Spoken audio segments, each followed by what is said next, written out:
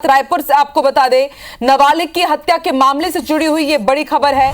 वारदात का CCTV footage सामने आया है। युवकों ने चाकू और डंडों से मारकर हत्या की है। मुख्य आरोपी समेत 4 आरोपी हिरासत में ले लिए गए हैं। उनसे पूछताछ भी जारी है। राजेंद्र नगर की घटना है। तस्वीरें आपके टीवी स्क्रीन पर। तो रायपुर में नाबालिग को मौत के घाट उतार दिया गया था और अब उस वारदात का सीसीटीवी फुटेज भी सामने आया है। आप इस फुटेज में देख सकते हैं कि किस तरह से युवकों ने चाकू और डंडों से वार कर एक नाबालिग को मौत के घाट उतार दिया।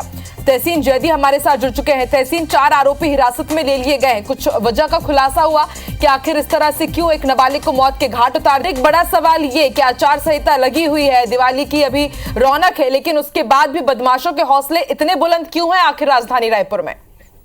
देखिए, ये जो हत्या की गई है नाबालिग की, उसमें ये बात सामने आई है। जो हमने वहां पे जाके पड़ताल करी और जो जांच की, उसमें ये बात सामने आई कि आपसी रंजिश इनमें थी।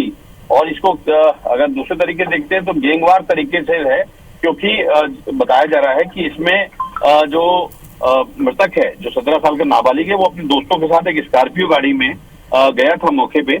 वहां पे ये जो 30 से 35 लोग थे, वो वहां पे आपस में नशे में थे और आपस में वहां विवाद हुआ है।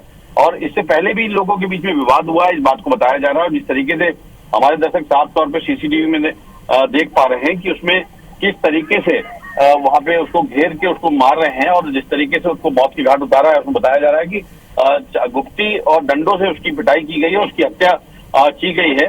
उसके बाद जो है, अभी तक पुलिस ने इसमें कई लोगों को जो वहां पे मौजूद थे उनको हिरासत में लिया। उसके बाद ये 4 लोगों को अभी तक इसमें हिरासत में लिया हुआ है और इनसे पूछताछ की जा रही है। लेकिन एक ये बड़ा सवाल इस बात का लगता है कि आचार संहिता होने के बावजूद वहां पे इस तरीके की वारदात हो जाना, क्योंकि चप्पे चप्पे पे अर्धसैनिक बल भी मौजूद है राजधानी समेत पूरे प्रदेश में, वहां पे इस तरीके की हत्या हो जाना निश्चित तौर पे कई बड़े सवाल खड़े करता है। फिलहाल अभी पुलिस ने इसमें 4 आरोपियों को पकड़ा है और 2 आरोपी अब इसमें जो मुख्य है वो भी फरार है इसमें। जी ठीक है तहसीन, देखते हैं कब तक फरार आरोपियों की गिरफ्तारी हो पाती है। आप नजर बना के रखिएगा। शुक्रिया पूरी जानकारी के लिए।